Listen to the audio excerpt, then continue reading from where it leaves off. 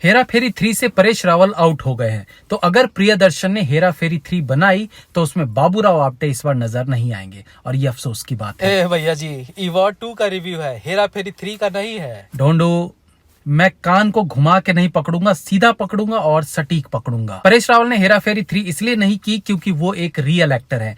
उन्होंने एक इंटरव्यू में कहा था कि बाबूराव आपटे का किरदार मैं ऑलरेडी निभा चुका हूं, अब मैं इसमें नया कुछ कर नहीं सकता। सीक्वल में भी मुझे वही बाबूराव आपटे निभाना है जो सन 2000 वाली हेरा फेरी में मैं निभा चुका हूं, तो मेरे लिए कुछ नया करने को है नहीं, ऐसी फिल्म करने का क्या फायदा। जो भी आता है उसके दिमाग में हेरा फेरी है, जो भी आता है। तो मैं एक्टर हूँ यार, मुझे फंसना नहीं है इस दलदल में। तो एक खुशी तो होती है यार, बड़े फिर बहुत ही बांधने वाली चीज है यार। इससे मुक्ति चाहिए, लिबरेशन चाहिए। सिक्वल पे सिक्वल जब करते हो ना तब वही कुकअप करते हो। मुझे जो क्रिएटिव जूस निकालना हो निकाल लिया है, अभी क्या है। You know, Hera Pheri 3 is one of the most awaiting film और ये बनी तो 100% अच्छा बिजनेस करेगी। बट एक एक्टर के तौर पर परेश रावल को इसमें इंटरेस्ट नहीं है क्योंकि कुछ नया नहीं है फिल्म में। बट सब ऐसे नहीं होते। यशराज वॉर 2 के साथ आ रहे हैं क्योंकि वॉर फिल्म अच्छी चली थी। ऋतिक रोशन फिल्म में कबीर ही बने रहेंगे और उन्हें सेम ही एक्टिंग करनी है जो उन्होंने 6 साल पहले की थी, क्योंकि वो उसी कबीर के कैरेक्टर को इस बार भी निभाएंगे। तो स्टार और एक्टर का इससे बढ़िया एग्जाम्पल दूसरा क्या हो सकता है। टीजर रिव्यू करेंगे वॉर 2।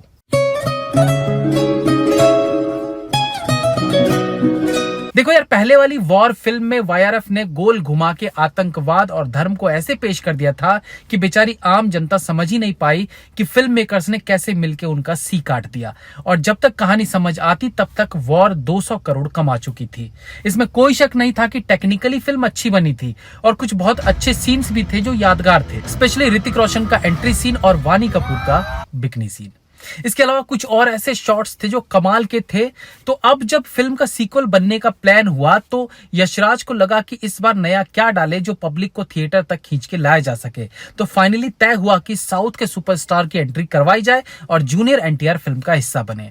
अब वॉर 2 का टीजर रिलीज हुआ है तो समझ आया कि बजाय कुछ नया दिखाने के मेकर्स ने अगेन उस पहली फिल्म के उन बेस्ट सीन को वापस फिल्म का हिस्सा बनाया है, but in upgraded version. War में ऋतिक रोशन की एंट्री लोगों ने इतनी पसंद की थी कि मेकर्स ने वॉर 2 में इसका खास ध्यान रखा और टीजर में भी सेम कैमरा एंगल्स का यूज करते हुए अगेन ऋतिक की एंट्री को दिखाने की कोशिश की। बट कबीर की ग्रैंड एंट्री तो हम पहले ही वॉर फिल्म में देख चुके हैं। अब दोबारा से कबीर की ग्रैंड एंट्री से क्या फर्क पड़ जाएगा। ऑडियंस तो कबीर को जान चुकी है, उसके व्यक्तित्व को जान चुकी है, अब काहे की एंट्री। वॉर में वानी कपूर का बिकनी शॉट लोगों को ग्लैमरस लगा था, तो इस बार कियारा को भी बिकनी में प्रेजेंट कर दिया गया। आई होप यशराज वाले असली कबीर सिंह के हाथ ना लग जाए कि भाई उसकी प्रीति को बिकनी कैसे पहना दिया और वो कबीर सिंह इस कबीर से ज्यादा सन की है। जोक सपाट, पर टीजर में देखे जाने वाले मैक्सिमम शॉट्स पिछली फिल्म से प्रेरित है। कुछ नया है तो वो है जूनियर एनटीआर, और ये कोई क्रिएटिव काम नहीं है। पैसा फेंको तो जूनियर एनटीआर क्या टॉम क्रूज भी आ जाएगा। वॉर फिल्म की फैन फॉलोइंग अच्छी है। ऋतिक रोशन का कबीर वाला किरदार लोगों को बेहद पसंद आया था। तो ऐसा नहीं है कि मेकर्स ने वॉर 2 को बनाने में हल्कापन रखा होगा, बट टीजर में जो कुछ दिख रहा है वो उतना सेटिस्फाइंग नहीं है जितना जूनियर एनटीआर, ऋतिक रोशन और वॉर की जो इमेज है उसके हिसाब से होनी चाहिए थी। अगेन मैं ये भी कहूंगा कि ये सिर्फ टीजर है, अभी ट्रेलर फिल्म सब बाकी है।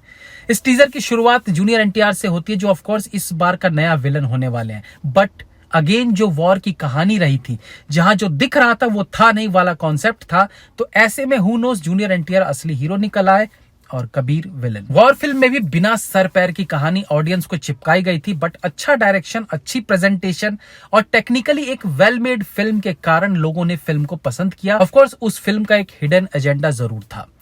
इस टीजर में मैक्सिमम एक्शन सीन्स देखने को मिले हैं और war film is all about action. No doubt junior NTR और ऋतिक रोशन के बीच का वॉर देखने के लिए एक्साइटमेंट बनी हुई है, बट कहानी सॉलिड होनी चाहिए क्योंकि अब जो ऑडियंस है ना वो 2019 वाली नहीं रही। 2020 में कोरोना की मार झेलते झेलते लोगों ने ढेरों अच्छी फिल्मों को एक्सप्लोर किया है, तो अब ऑडियंस परिपक्व हो चुकी है, उन्हें कुछ भी दिखा के बेवकूफ नहीं बनाया जा सकता। टीजर का एक माइनस पॉइंट जो मुझे फील हो रहा है वो है इसका वीएफएक्स पार्ट। ऋतिक रोशन के साथ चलता हुआ वो सीजीआई वाला जानवर हो या जूनियर एनटीआर का ट्रेन पर जंप मारना, मुझे लगता है वीएफएक्स कमजोर है, या यूं कहिए इतने महंगे बजट की फिल्म से बेस्ट वीएफएक्स की उम्मीद रहती है जो फिलहाल टीजर में फील नहीं हो रहा है। बाकी देखो यार, स्टारडम पे तो किसी का भाई किसी का जान जैसी फिल्म भी 200 करोड़ कमा लेती है, तो वॉर 2 पे तो सफल फिल्म का ठप्पा लगा हुआ है। फिल्म पैसा तो कमा ही लेगी, इज्जत कितनी कमाएगी ये फिल्म रिलीज पर पता चलेगा। Have a nice day.